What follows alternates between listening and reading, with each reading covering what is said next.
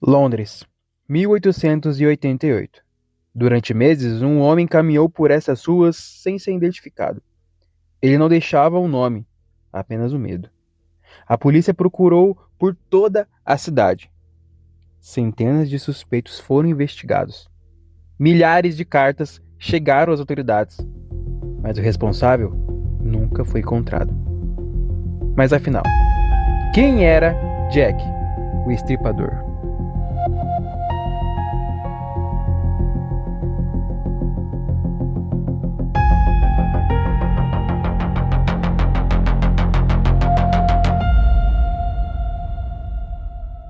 Olá, seja muito bem-vindo ao canal Arquivo Oculto. No vídeo de hoje, vamos voltar para uma Londres completamente diferente de que conhecemos, em 1888. Hoje nós vamos falar sobre Jack, o Estripador. Galera, eu gostaria de começar esse vídeo dizendo que eu gostaria de fazer esse vídeo com o máximo de informações possíveis. Então, eu vou ter que separar esse vídeo em duas partes, muito provavelmente, porque o vídeo vai ficar bem longo, eu acredito.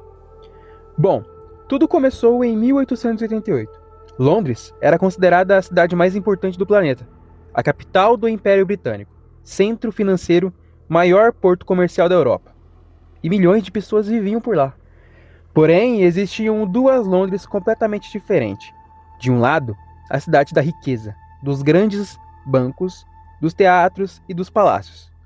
Do outro lado, uma cidade quase invisível, escura, suja, barulhenta, cheia de fumaça, onde milhares de trabalhadores sobreviviam em condições extremamente precárias. E era ali que começaria um dos maiores mistérios da história criminal, em um lugar que ficava no West End. Bom, essa segunda Londres, que ficava dentro deste lugar conhecido como West End, existia um bairro chamado Whitechapel. Hoje ele é apenas um distrito de Londres, mas em 1888 seu nome causava medo. Whitechapel recebia milhares de imigrantes vindo da Irlanda, Polônia, Rússia e de outras partes da Europa. Todos chegavam buscando emprego, poucos conseguiam. As moradias eram pequenas. Muitas famílias dividiam um único cômodo. Doenças eram bastante comuns naquela época. O saneamento praticamente nem existia. As ruas eram tomadas por lixo, ratos, água contaminada. E a criminalidade crescia a cada ano. Durante o dia, o bairro parecia menos pobre. Mas quando anoitecia, tudo mudava. Os bares enchiam, os homens embriagados discutiam nas esquinas, pequenos furtos eram frequentes, praticamente, naquela época. E milhares de mulheres recorriam à prostituição como uma única forma de conseguir dinheiro para comer ou pagar uma cama em pensões baratas, pelo menos. Pessoal, naquela época era outra vida completamente diferente da agora. Isso é óbvio, até por ser mais de um século, né?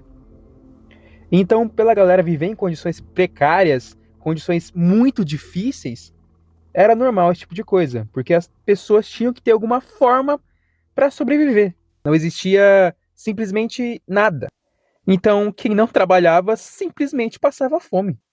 E vale lembrar, galera, que naquela época não existia exame de DNA, não existia câmera de segurança, impressões digitais, reconstrução de computador, nada disso existia. Então, claro, era muito mais, mas muito mais difícil você encontrar algum criminoso.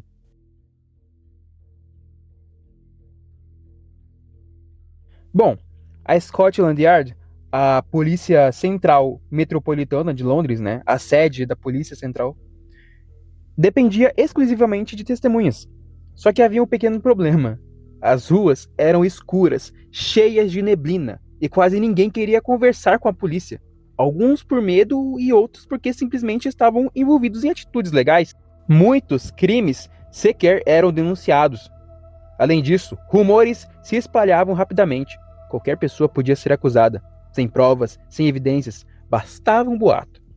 Os investigadores enfrentavam um desafio gigantesco: encontrar o criminoso em uma cidade com milhões de habitantes, usando apenas observações e depoimentos. No fim de agosto de 1888, a rotina de Whitechapel mudaria para sempre. Na madrugada de 31 de agosto, uma mulher chamada Mary Ann Nichols, de 42 anos, foi encontrada sem vida em Buck Hall.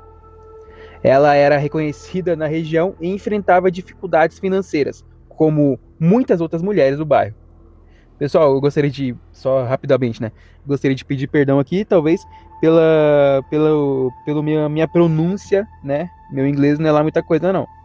Então, se eu errar alguma coisa, eu já gostaria de pedir desculpas a todos vocês. Bom, voltando aqui à história. Em primeira vista, alguns imaginavam estar de mais um homicídio comum, algo infelizmente frequente naquela região. Ainda assim, ninguém imaginava que aquele seria apenas o primeiro caso de uma sequência que entraria para a história, pois os investigadores logo perceberam que havia umas características incomuns no crime. Os jornais noticiaram o ocorrido, mas sem grande alarde. Poucos dias depois, tudo mudaria. Um padrão infelizmente começou a surgir. Em 8 de setembro, outra mulher, Annie Chapman, foi encontrada morta em circunstâncias semelhantes. Agora já não parecia mais uma coincidência. Os investigadores passaram a comparar os dois casos. As vítimas tinham perfis parecidos. Viviam em Whitechapel e enfrentavam uma extrema pobreza e costumavam a circular sozinhas durante a madrugada. A polícia começou a suspeitar de que o mesmo homem pudesse estar por trás desses crimes. Enquanto isso, a população entrava em pânico. Homens passaram a ser vistos com desconfiança. Mulheres evitavam caminhar sozinhas à noite. Comerciantes fechavam seus estabelecimentos mais cedo. E a sensação era de que havia um predador escondido entre a multidão. E o pior, ninguém fazia ideia de quem ele era. Mas o pior ainda estava por vir. Nas semanas seguintes, Londres viveria uma noite mais assustadora de sua vida. 2 crimes aconteceriam em um intervalo de menos de 1 hora, e dias depois, uma carta chegaria aos jornais. Ela estava assinada por um nome que atravessaria os séculos. E seu nome estava escrito como Jack, o Estripador.